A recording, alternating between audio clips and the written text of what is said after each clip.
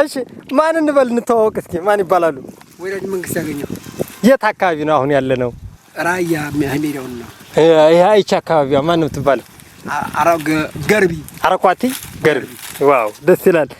እንዲያው አንዲት ነገር እንደው ወደ አረቋቲ ብቅ ብትሉ ታገኛላችሁ ተብለነ አረቋቲ ድረስ እንግዲህ ከቆቦ አንስተን በእግር ጧት እንግዲህ ተነስተነ በዚህ ሰዓት ደርሰናልና እንዲያው በድሮ ጊዜ የሚለበስ ጓርና ላይ በተለይ ደግሞ ይዘወተር ነበረ። ራያን ሲነሳ እንዲያው ገመሌ አልባሳትን አለማንሳት ብዙ ሰዎችም ደግሞ ረስተውታል ብለው ያስባሉ ያምናሉ። እንዲያው ትውልዱም ደግሞ ገመሌ ልብስ አለ ብለን እኛም አባቶቻችንን ጠይቀን ስንነግራቸው እንዲያው ውሸት ነው ይላሉ። ገመሌ እንደው በፊት እንዴት ነበር አለባበሱ? እንደው እንዴት ነበረ? ምን አይነት ሰው ነበር የሚለብሰው? ገመሌ የሚለብሱ የድሮ ሰው ናቸው። ያጣጥሩና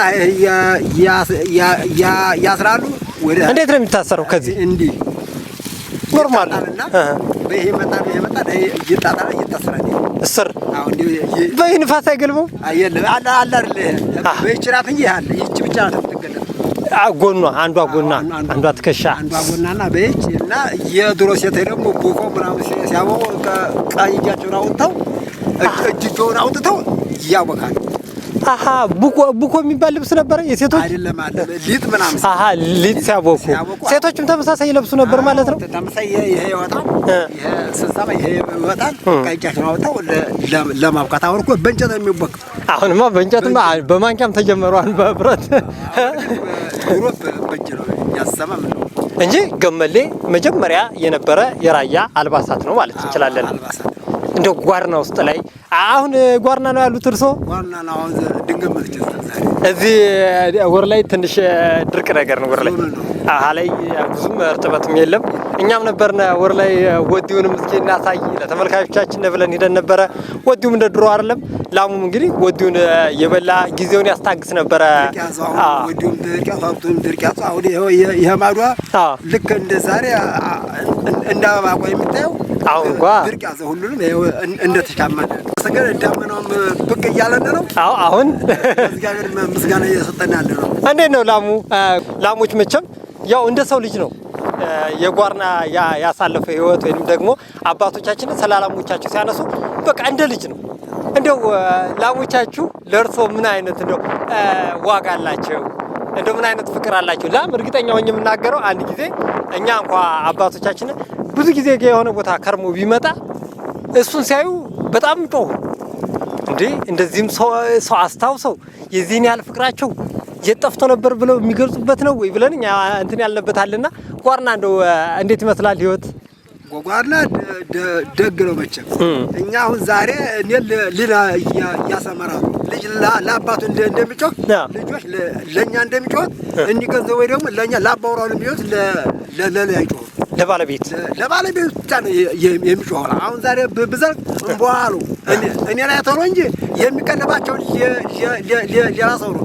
ግን ልጅ እንደ አባቴ እንደሚል እነሱ እኛን የሚያዩትና ኑሮ አሁን ግን ድርቅያ እየተቆላቆለ የኛ ሱቃችን ናቸው። ሀብት ማለት አህያ፣ ላም፣ በሬ የገበሬ ሱቃችን ስለሆነ ላም ለመጥፋት አይገባም። በዛሬው ዘመን እያደገ ነው ሁሉና እኛ ሱቃችን ስለሆነ የእግዚአብሔሩ ነው እንጂ ሱቃችን እሱ ናቸው። ላሞቻችን ለኛ ሱቆቻችን ናቸው። እንደው በጓራ ህይወትም ደግሞ እንደው የጣፈጠ እንጀራ እንደው ባይገኝም እርጎ እንደው ወተታቸው መንገሌ እና ጥሩ ትዝታዎችም ደግሞ ከጓደኛ ጋር ማሳለፉ እንዴት ነበረ? ያው እረኛ ሆኖ ማሳለፉ ማህበራዊ ኑሮ ደስ ይላል። እሱ ደስ ነበር።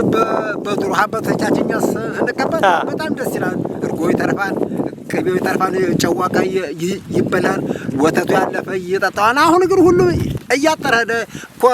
ኮነም የሚባለው የብቱም እያጠረ ሄደ። ያን ጊዜ መብት እርካሽ ነው። በ50 በ30 በ20 ነው ሲገዛ የቆመው እኛ ስሰማ። አሁን ግን አንድ ሀብት 100 ሺህ ብር ነው። 100 ሺህ ብር ነው አሁን የምንከባከበው እኛ። ስለዚህ ጉዳይ ነው እንጂ 100 ሺህ ብር ሀፊቱ ያሁን የፊቱ ሀብት ይረክሳል፣ ብር ይወደዳል። አሁን ብር ረከሰ፣ ሀብት ተወደደ። ያን እያመሳሰልን ያመጣ ጊዜ እንደው የጓርና የማይረሱት ትዝታዎች እንደው ከጓደኛ ጋር ካሳለፉት ፍቅር እንደው አብሮ አደግን እንደው ከማስታወስ አንፃር እንዴት እንደው ያዩታል?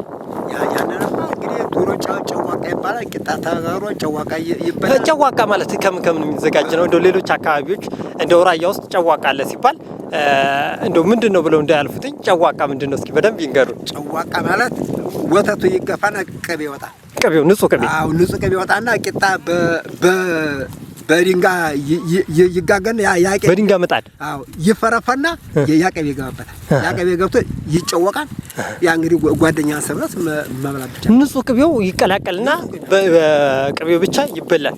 ጠንካራ ያደርጋል። እንዴት ነው ዛሬ ዘመን ዛሬ ጊዜ እንደው ቅቤውን ንጹህ ቅቤውን ለመቀባትም ብዙ ሰዎች ውይ የሚሉበት ሰዓት ላይ ነውና የዛን ጊዜ ግን ለምግብነትም ይውል ነበር። ለምግብነት ደግሞ ያን ጊዜ ሽሚያ ነው። አዲስ ባህል ደግሞ ነበር። ያን ጊዜ ጨርቃችን ይጠቁራል፣ ቅቤ እንለቀልቃለን። ጨርቁን ያላጠቆረ ምን ጓደን ይባላል። አጓዳኝ መገለጫው መገለጫ ነው። ጨርቁን ያላጠቆረ ሰው ቅቤ ያለቀለቀ ሰው ጓደኛ ይባላል። የሚገጠው ባህል ነው። ራስ ይነቀሳል፣ ይደበደባል። ድሮ ያፈርቁን የሚባል ነበር። ከምን ጋር ምንድን ነው ያፈርቁን?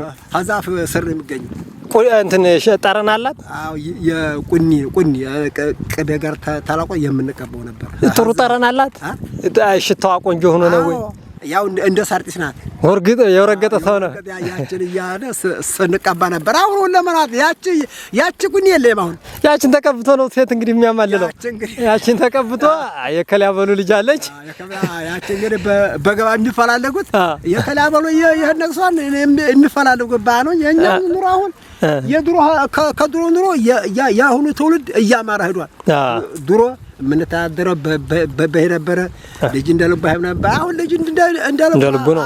ልጅ እንደልቡ ነው። አሁን ልጁም ተመስገን ይበል፣ እኛም ደግሞ ተመስገን የእኛን አሳልፈን እነሱ አደረሰን እያልን ምስጋና የምንሰጠው። እሺ እናመሰግናለን። ገመሌ እንግዲህ ለማያታውቁ ራያ ውስጥ ገራሚና አስደናቂ አልባሳት እንደሆነ ጓርና ላይ በተለይ ይዘወተር ነበረ። እንዲያው ከተማ ላይ ብዙም አልነበረማ።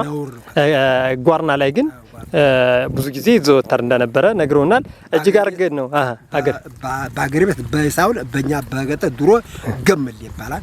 እረኛውም ገመሌ አቡጄ የጠመጠመን ገመሌ እናቶቻችን ቀይጃቸው አውጥተው ዛሬ በእንጨት ተለኝ በእጅ ነው የሚያወቁት ሲቀጠን። አዎ ሲቀጠን ድሮ ማለት። እሺ እግዚአብሔር ያክብርልን። ላሞቹን እንግዲህ ያብዛላችሁ። እንዲያው የሰው ፍቅር ደግሞ እግዚአብሔር ይስጥና አባታችን። የሰው ፍቅር ያንጣው። አዎ እንደው እውነት ወንድምና ወንድም ይኸው እየተጣላን ነው። የሰው ፍቅር ያንጣልን።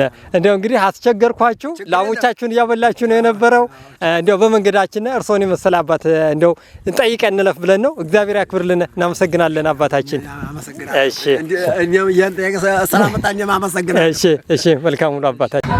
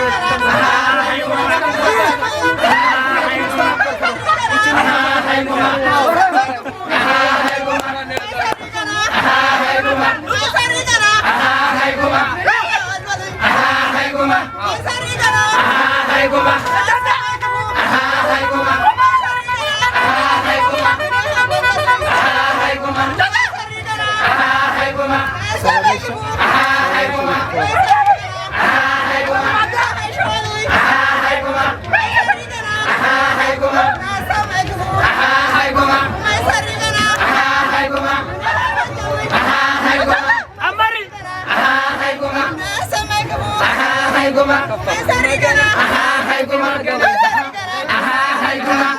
መገና መገና ተወለደ 7 ዓመቱ ይሆንለት ሰተለኛ ይሆንለት ስለዋባ